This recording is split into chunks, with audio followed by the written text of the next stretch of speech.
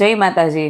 આદર અને રિસ્પેક્ટ શીખવું હોય ને તો ખરેખર આપણે જે કિન્નર સમાજ આવે ને એટલે કે બેનબાઉ આવે ને એમાંથી શીખવો જોઈએ।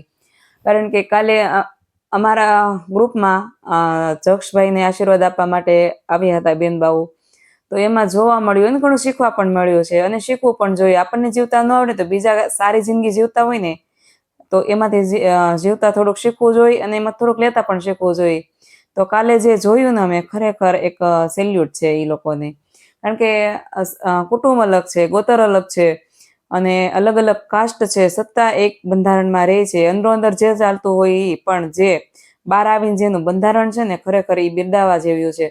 તો એ વાત હું તમને કાલની કરું કે જ્યારે એ લોકો આવે છે એમાં એક મોટી ઉંમરના જે છે બેનબા અને એની નીચે જે લોકો આવતા, એની નીચે જે બેનબાઓ આવતા હોય એની વાત કરું તો જે મેન બેનબા છે ને એ સોફે બેઠા છે અને બીજા બેનબાઓ પાછળથી આવે છે ને એને અમે કીધું કે ભાઈ તમે આવ્યા છો તો ઉપર બેસો ને, તો કે ના અમારા ગુરુ બેઠા છે, અમારાથી મોટા છે એટલે અમારાથી એની પાસે ના બેસાય, ઉપર પણ ના બેસાય। અમે કીધું સાઈડમાં ખાટલો છે તો ખાટલે બેસો ને એમ, તો કે ના અમે નીચે બરાબર છીએ। અને બીજા એક બેનબા આવ્યા ને એટલે કે માં, તો એને કીધું તમે ભાઈ બેસો ને, તો કે ના અમારા માં છે એ બેઠા છે અને અમે અમારા ઉપવાસ છે એટલે અમે ના બેસી શકીએ એમ। એટલે મને ખરેખર થયું કે આપણે તો આપણા સાસુ સસરા હોય ને તો આપણે સામે ખુરશી નાખીને બેસી જાય, એમાં હું પણ આવી જાઉં છું। અને પછી વારો આવ્યો આશીર્વાદ દેવાનો અમારા જક્ષભાઈને, તો એક બેનબા જે આશીર્વાદ આપવાના હતા એ બેનબા માથે ઓઢતા ભૂલાઈ ગયું, એટલે ત્યારે તરત જ બે મોટા બેનબા હતા ને એને કીધું કેમ તને ખબર નથી પડતી, તો આશીર્વાદ આપે છે। અને કેટલું ખીજાણા ને જેવા ને તેવા શબ્દ એને નવાજ્યા। મતલબમાં મોઢા ઉપર એક શબ્દ, મોઢા ઉપર એક ખીજે નહીં કે કોઈ એવું એને આવવા ન દીધું મોઢા ઉપર કે મને ખીજાણા છે, ખીજ કરું, કાંઈ નહીં, સામે એક શબ્દ ના બોલ્યા। એટલે આ વસ્તુ એક મેં મારી જીવનમાં ઉતારી છે કે લોકો આપણને મોટા જે કહેતા હોય ને એ સારા માટે જ કહેતા હોય છે।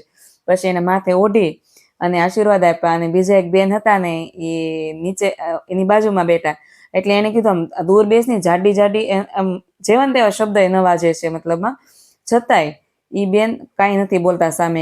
આપણે કીધું કેમ તમે કઈ સામે, અને મેં તો તોય પૂછ્યું જીગર કરીને કે કેમ તમે સામે નથી બેસતા એમ કે બાજુમાં નથી બેસતા, તો કે બેન એ મારા ગુરુ છે એટલે હું એની સામે ના બોલી શકું। પણ મેં એને ત્યારે એમ જ કીધું, મેં કીધું અમને કોકે જો આવું કીધું હોય ને તો અમને તો ભાઈ રોમ રોમની ચડી જાય, અમે શાયદ એને સંબંધ બગાડી નાખી।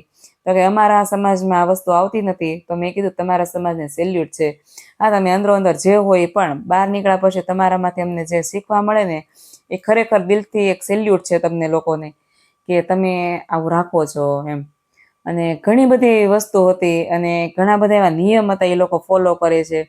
અને જે માથે ઓઢવાનું કીધું ને, તો અત્યારે તો હું ભાઈ ટી શર્ટ ને બધું અલગ અલગ બધા પહેરે છે એટલે નથી ઓઢતા મંદિરે જાય તોય, અને આપણે મંદિરે જઈએ તો શોર્ટ કપડાં પહેરીને જઈએ છીએ, પણ એ લોકોની મર્યાદા ખરેખર મર્યાદા જ છે। આપણને મર્યાદાની ન ખબર પડે ને તો ક્યારેક ઈ બેનબાઓના સમાજમાં બેસવું અને મર્યાદા એની પાસેથી શીખવી ખરેખર। તો તમારે વાત વિશે શું કેવું ને જરી કહી દેજો। આ સમાજથી તો મને ખૂબ ડર લાગે છે, પણ કાલે હું જે બેઠી ને એ સમાજની વચ્ચે બેઠી હતી અને મને એની બાજુમાં બેસાડી અને બધું કીધું છે। આમ ખરેખર એ લોકોનું હૃદય છે ને ખૂબ કોમળ હોય છે, પણ એની સાથે આપણે પણ વ્યવસ્થિત રહેવું પડે હો। અને ઘણા ઘણા વિડીયો આપણે જોયા છે કે ભાઈ એટલા માગે, પણ એવું કઈ હોતું નથી। અમારે ભાવીએ જે મુઠ્ઠી બંધ કરીને આપી દીધું ને જે આપવાનું હતું એને ખરેખર મુઠ્ઠી બાંધી મુઠ્ઠી જ લઈ લીધું, એક શબ્દ બોલ્યા નથી। એટલે સેલ્યુટ છે માવડીઓ તમને। અને તમે પણ મારો વિડીયો જો જોયો હોય તો મને કમેન્ટમાં આશીર્વાદ આપજો, કારણ કે તમારા આશીર્વાદ વિના તો બધું ખોટું છે હો। તો તમારા વિશે શું કહ્યું જરાક કહી દેજો ને, તમારા ધંધાનું વિઝિટિંગ કાર્ડ નાખવાનું ખાલી ભૂલતા નહીં। જય માતાજી।